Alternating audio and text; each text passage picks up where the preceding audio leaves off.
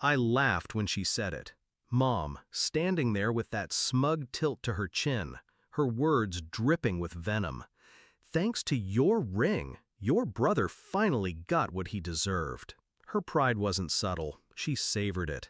And when she demanded, "What's so funny?" my laughter cut deeper than any insult could. Because the joke was already written, and she didn't know she was the punchline. I used to believe in family, blindly. I thought sacrifice was proof of love. I bent until I broke, always giving, always forgiving. My brother, her golden child, never had to lift a finger. If he wanted something, he got it. I worked 3 jobs, studied, built a life from nothing. And still, my victories were seen as selfish, while his failures were excuses for more handouts. But the ring, that was supposed to be mine, a promise, a future. My fiancé had poured his savings into it. When I was admitted to the hospital fighting pneumonia, I trusted my parents to protect my things.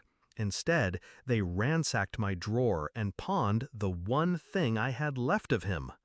I didn't cry. I didn't scream. I just memorized the moment my mother sneered. Her satisfaction carved into my memory like a scar. That was the day I stopped being their daughter. The truth unraveled slowly. A nurse whispered about the party photos plastered online. My brother, champagne in hand, standing in front of a neon sign, "The night he deserves." I scrolled, numb, until I saw it. Around his girlfriend's neck, a chain, and on it, my ring. The betrayal should have shattered me. Instead, it sharpened me. They thought they sold my engagement ring. They hadn't. 2 weeks before my hospital stay, I'd taken precautions. My fiancé and I had insurance papers drawn up, certification tucked in a safe deposit box. The diamond I left in my drawer wasn't the diamond he gave me. It was a flawless cubic zirconia, indistinguishable to anyone without proper testing. A decoy. The real ring was safe, untouchable. I played my part when I got home. Silent, cold. I let them believe they'd won. Mom gloated. Dad avoided my eyes. My brother flaunted his stolen treasure. I smiled politely, the kind of smile that hides daggers. Meanwhile, I prepared. First, the bank. The joint account they leaned on for emergencies, funded mostly by me. Frozen. Every card declined, every automatic payment rejected. The look on my mother's face when her grocery transaction failed, that was only the opening act. Next, the pawn shop. A single call and the manager confirmed what I already knew. The receipt listed cubic zirconia. They hadn't even bothered to check.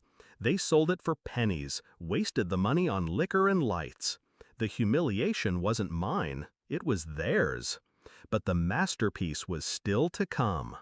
I filed the insurance claim, fraudulent sale, unauthorized theft. The investigation opened swiftly. My parents' names were tied to the sale, signatures matching theirs.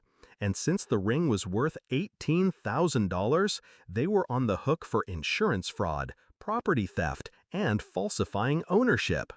I didn't lift a finger to accuse them. I only provided the paperwork when asked. Cold, professional, precise. At 9:30 the next morning, the calls began. First, Mom, shrieking into the phone, "What did you do? They're saying we could be charged." Then Dad, his voice trembling, begging me to explain. Finally, my brother, enraged, "You ruined my life." "No," I corrected him calmly. "They ruined mine. I simply returned the favor." The confrontation came in person. They cornered me in the kitchen, panic etched into their faces. Mom's arrogance had cracked. Now there was only desperation. "You wouldn't do this to your own family," she pleaded. I set down my coffee, meeting her eyes with a steadiness she couldn't match. Family doesn't sell what isn't theirs. Family doesn't laugh while their daughter lies in a hospital bed. You taught me what family really means, and now you get to live with it. Her mouth opened, but nothing came out. My brother shouted, cursing, blaming me for everything. I let him rant, let him exhaust himself. Then I delivered the final blow.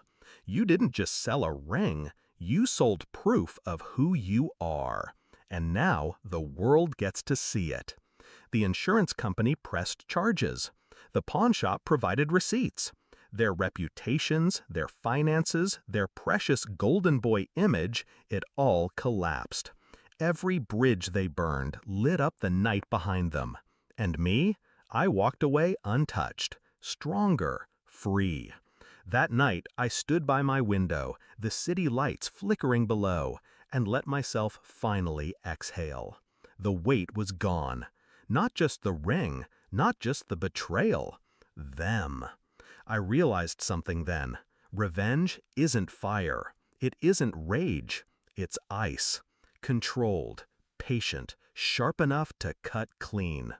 They thought they stripped me of value, but in reality, they only exposed their own worthlessness.